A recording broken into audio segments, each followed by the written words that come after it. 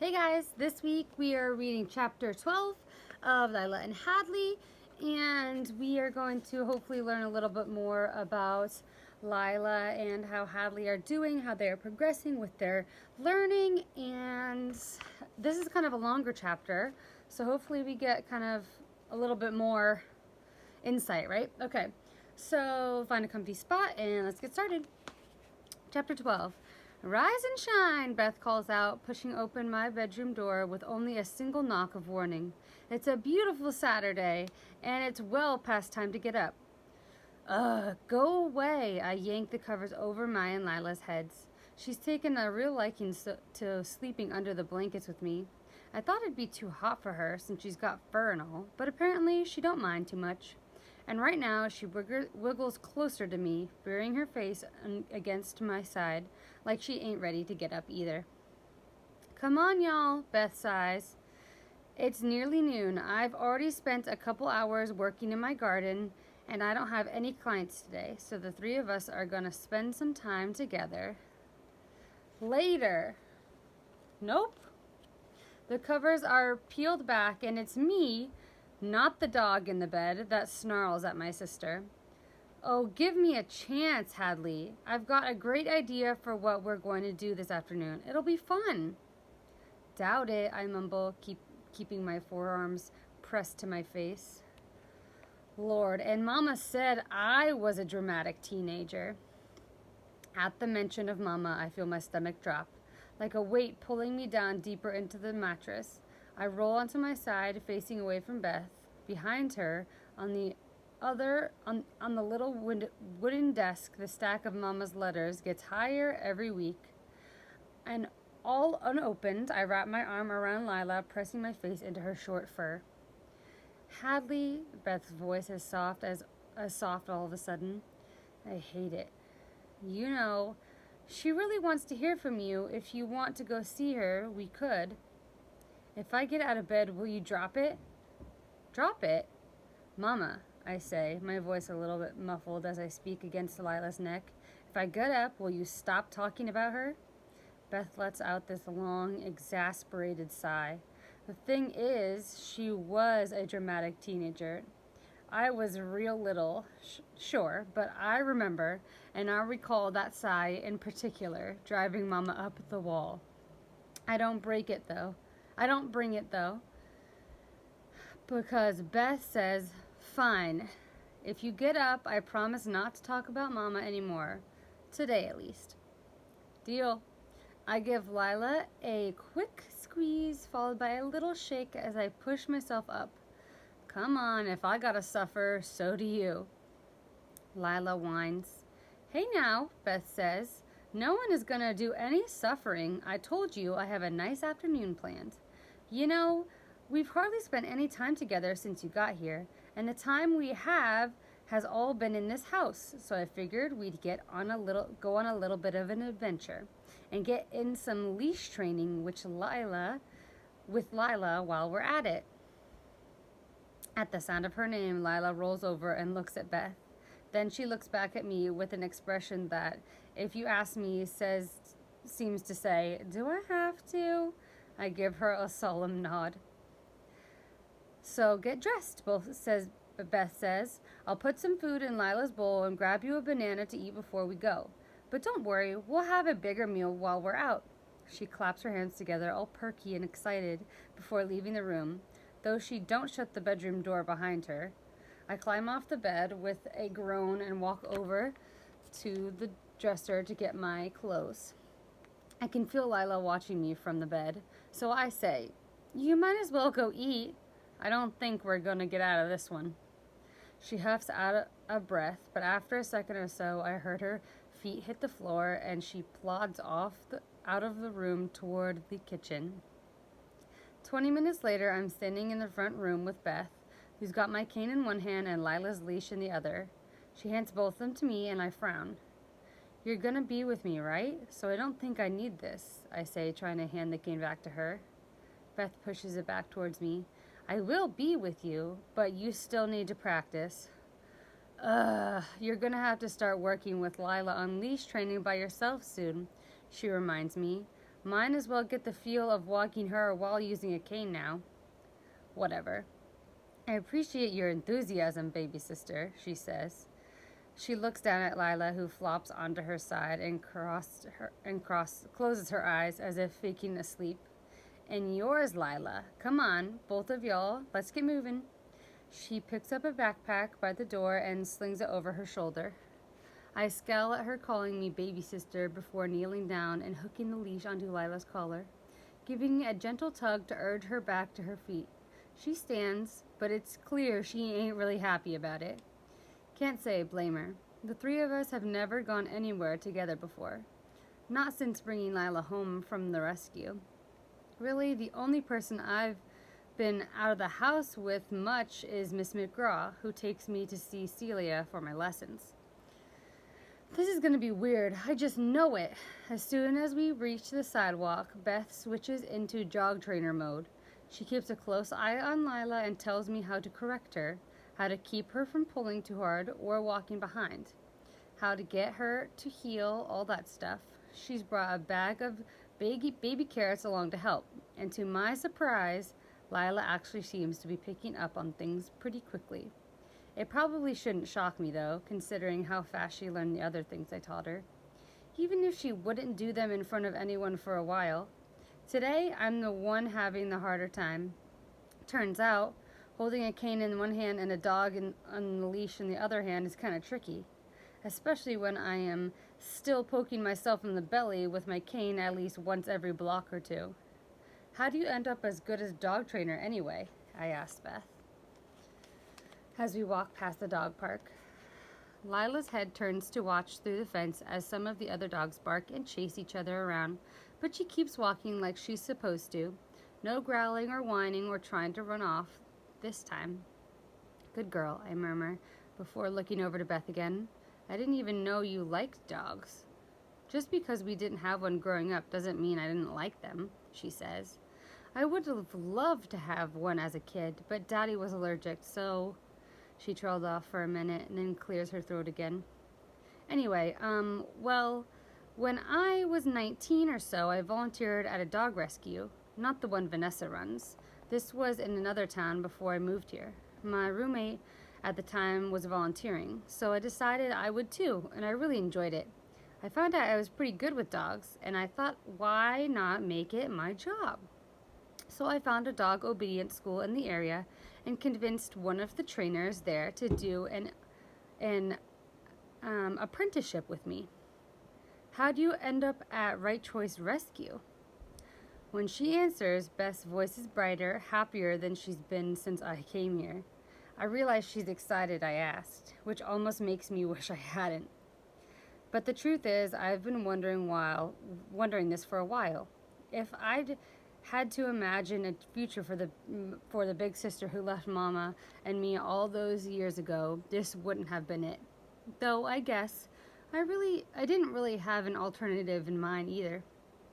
Honestly, I just don't feel like I know Beth at all, and I'm torn between wanting to keep it that way and wanting to figure out what has happened to the girl who taught me how to do cartwheels in the backyard, who ran up and down the hallways with me on her shoulders until Mama hollered at us to stop before one of us got hurt.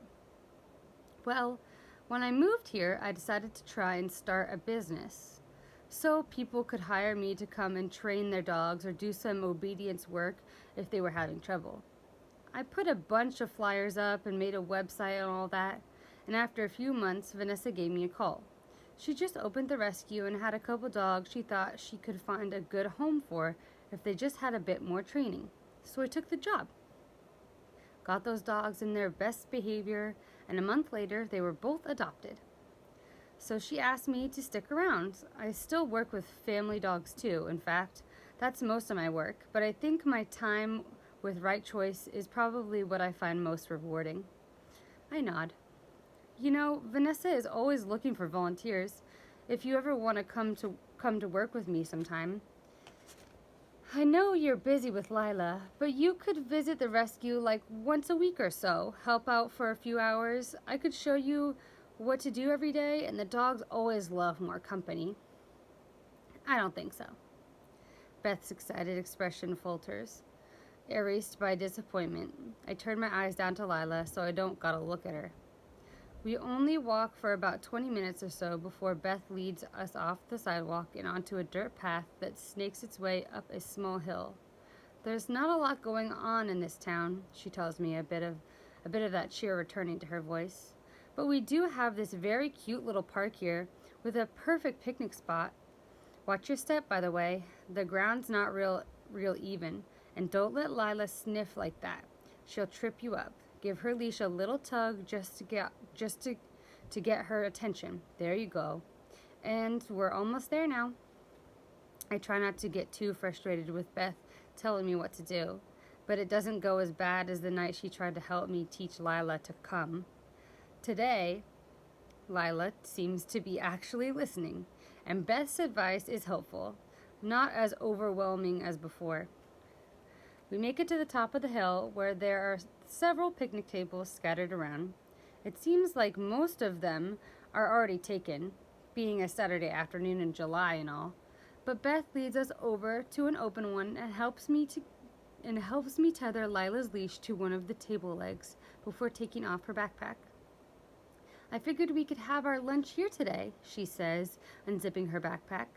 She pulls out some sandwich bags, 2 bottles of water, and a few packs of potato chips. It just seemed like a real waste of a nice day to stay inside. We could all use some fresh air. I know we all actually means you, because from what she says, Beth spends a lot of her day outside working with dogs. It's me that only gets outside when Lila's gotta go pee or during my weekly mobility lesson. But I don't bother pointing it out. Instead, I just open the sandwich bag she gives me and sniff inside. Peanut butter and jelly?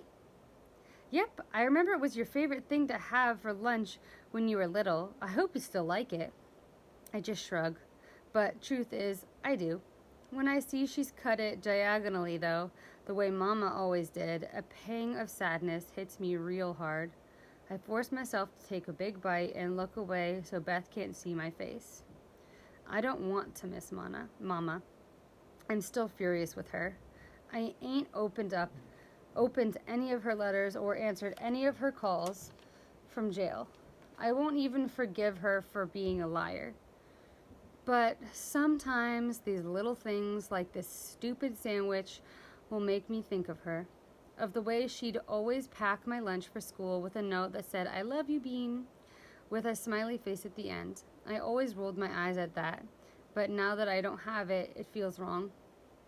Or how she knew just the right way to braid my hair so it wouldn't come loose halfway through the day. Or how we'd spend almost every night on the couch together, one blanket wrapped around the both of us, while she'd read me books. We'd been halfway through Tuck Everlasting when she got sentenced. I still don't know how it ended. Oh, Lila, don't snap at bees. You're gonna get stung in the mouth. I'm glad for Beth's voice pulling me out of my thoughts because I was starting to get choked up, and crying in public or in front of her is the last thing I want. I look down at Lila. I can't see the bumblebee flying around, but I can hear it and kind of guess where it might be based on the direction her big square jaws keep snapping in. I reach out my leg and nudge her with my foot. She looks at me. Leave the bee alone. She huffs and puts her head down on her paws. I think Lila is more dramatic than me, I tell Beth. She makes that huffing sound an awful lot. I'd say it's a toss-up. Beth takes a bite of her sandwich, then says, "She's doing so much better, though. Before you got here, I never could have imagined being able to take her for an outing like this. Half the time, I'd put the leash on her, and she'd just lie down and refuse to get up. She's come a long way, all thanks to you." She's all right, for a dog, I admit. I still ain't a dog person. Beth chuckles. Sure, whatever you say, Hadley. Now, if I remember right, you had a stuffed dog as a kid that you dragged around everywhere. No, Pickles was a fox, not a dog. Big difference. Right, my mistake, she shakes her head. Lord, that thing got so disgusting. Then when Mama tried to wash it, it was ruined. You were so upset. I don't think I ever saw anyone cry so much. Is that when you gave me Bunny Bear? My stuffed pig? Yeah. I felt bad that you'd lost your stuffed animal, so I figured out you could have my old one. I was too big for it then anyway. Why did you name a stuffed pig Bunny Bear? Because I was 4 when Daddy got it for me, and I guess I wasn't good at knowing what different animals looked like. I don't know, but it stuck. I did like Bunny Bear, I admit, but I remember staying up all night with my eyes half open trying to watch it because you told me that when I was asleep, it got up and walked around the room and played with my other toys. Beth grinned. Oh, I forgot I did that. Well, I might have been being nice giving it to you, but you were still my little sister. I had to mess with you somehow. Mama was so mad when she found out, though. Every morning for like a week, you looked like a tiny zombie because you were so tired. Whatever happened to Bunny Bear anyway? I don't know. Don't remember. That's a lie. I remember exactly what happened to that stuffed pig. I was so upset after Beth left that when she hadn't come back after a week, I tossed Bunny Bear into the trash. Mama tried to talk me out of it, but I didn't want to look at it anymore. There's a bit of a pause. Then Beth says, I've missed you, you know? I know I didn't see you after I left home, but that didn't mean I stopped thinking about you. I looked down at Lila again and watched her lick her paws, so I ain't gonna look at my sister. I'm sorry, she says, voice quiet, that I wasn't there, but I'm glad I get to spend more time with you now. I know you might not feel the same, and I wish it were under different circumstances, but I'm happy to get to be in your life again. I opened my mouth to ask the question I've been wanting to ask for weeks, but I closed it again, real tight, because I don't want her to know it's the thing I've been thinking about all this time. After a minute, though, the urge is too strong to avoid, and I blurt out, Why'd you leave? Why did you leave Mama and me? Beth lets out a sigh. It's a long story, and old news. No sense digging it back up now. I scoff. Fine, whatever. Hadley, I'm sorry. But she's not sorry enough to tell me why she left us, apparently. So I ain't sure what's that's worth, or why I bothered bringing it up. All it's done is remind me how much it hurt all those years ago when she left. I feel the weight of that settle on me. I wish I was back in my room under my covers alone with just Lila. I finish off my sandwich and bag of chips in silence. Beth gets done eating right around the same time. If you're ready, we can head out of here. There's some other places I wanted to show you around town. There's this cute bookshop a few blocks from here. Thought maybe we could pick out a book to read together. Together? Sure, she says. I thought if we found one, I could read it out loud to you. Mama used to read out loud to me all the time as a kid. Even when I was in high school. Sometimes after she put you to bed and Daddy was working late, she'd turn off the TV and grab a book and read it to me. I thought maybe you and I could do that. I stared at her for a minute, surprised. I had no idea Mama had done that with Beth, too. Most of my memories of the two of them weren't too nice. They'd bicker or yell at each other. I didn't know they'd even gotten along well enough to do something like that. Beth gathered up the garbage on the picnic table. I'll be right back. There's a trash can right over there. Then we can walk to the bookshop. Once she's walked off, I stand up and unfold my cane. Then I bend down and untether Lila from the table. Looping her leash around my hand. When I straighten back up, I notice something I hadn't before. There's a girl at one of the other picnic tables. One of the ones that's close by. She's got wavy, dark brown pigtails and looks to be about my age maybe, and she's staring right back at me. Just staring. I looked down, wondering if I had jelly on my shirt or something, and then noticed the cane in my hand. I think that must be what she's staring at, but I can't see her expression really well. I can't tell if she's looking at me because she thinks I'm weird or because she feels sorry for me. but I don't like it either way. It makes my skin itch. I feel embarrassed and exposed. I'm overcome with the sudden desire to throw my cane at her, or just to throw it away altogether. I don't know how helpful it might be. I don't want people staring at me, and I know this girl can't be the first. She's only the first I've noticed. I bet people stare at me all the time, and I just can't see them. The thought leaves me feeling sick. I glare at her, then turn away real fast, just as Beth walks back to the table. Okay, ready to do some more training with Lila on the way to the bookstore? I'm going home, I mutter, shoving past Beth and pulling Lila along behind me as I head for the path that led up this hill. It takes Beth a second to start following us. She's still got to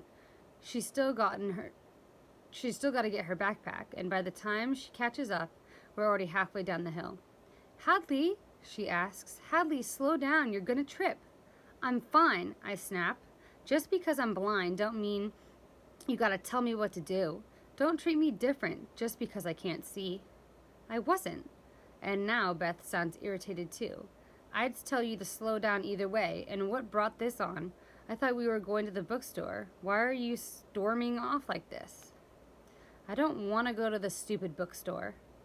Hadley, as we hit the sidewalk, our feet back on flat pavement again, Beth manages to swerve in front of Lila and me, blocking our way. What's the matter? Nothing. Beth throws her hands in the air. You know what? Fine. I don't know why I even bother trying to have a nice day with you. I freeze for a second, startled. It's the first time since I got here that Beth actually raised her voice at me. She's sounded irritated or annoyed with me, but never angry. She's angry now, though, and it's come on so suddenly that I can't help but be shocked. I've tried and tried and tried to be patient with you, my sister says, because I know what you're going through ain't easy. I've tried to let it go when you've been rude because you're having a hard time right now. But dang it, Hadley, I'm getting sick of it. I didn't ask you to baby me because you feel sorry for me. I wasn't. I was just trying to be a good sister. And today I wanted one nice day together. I tried to make everything relaxed and fun, but I guess that wasn't good enough because without warning you storm off and snap at me and won't tell me what's going on.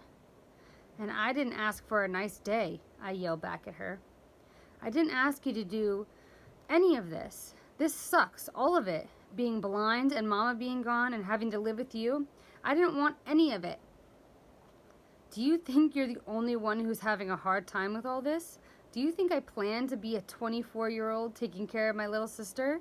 You're not the only one put in a situation they didn't ask for, Hadley. Woof, woof, woof. That's Lila. Obviously. Beth and I both stop yelling and look down. Lila is standing right behind us, her massive boxy head turning from one side to the other, glaring at each of us in turn as she barks. I think Beth and I are both startled. Lila grumbles and huffs and groans an awful lot, but she don't bark much at all. Yet, here she is, scolding my sister and me for yelling at each other. Even after she stops barking, she keeps glaring at us, like she's daring us to do it again. A few people walk by us, and even though I can't hear what they're saying, I'm pretty sure they're talking about Beth and me. We were just yelling at each other in public, after all, but I'm too angry and upset to be embarrassed. I look back up at my sister. So is that how you really feel then? I ask. My voice is quieter now. Not quite a whisper, but close. Were you lying earlier about being happy to have me back in your life? No, Beth says. Her voice is softer now too, and the way it cracks is painfully familiar. She sounds so much like Mama whenever Mama was on the verge of crying. I love you, Hadley. What I just said, I'm sorry. It don't matter, I say, and I move to walk past her again. Let's just go. Hadley, but I'm already walking down the sidewalk. Lila's moving along next to me at a perfect heel, and I can feel the twitch in her leash every time she turns her head to look up at me. like she's checking that I'm okay. I pretend not to notice.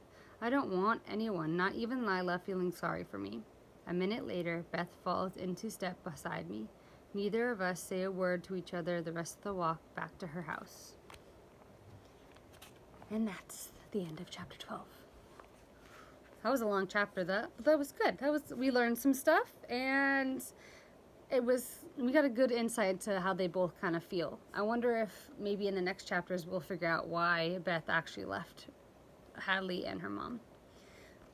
So that's the end of chapter 12. We will read chapter 13 next time. I hope you guys have a great week. I miss you all, and I will see you next time. Bye.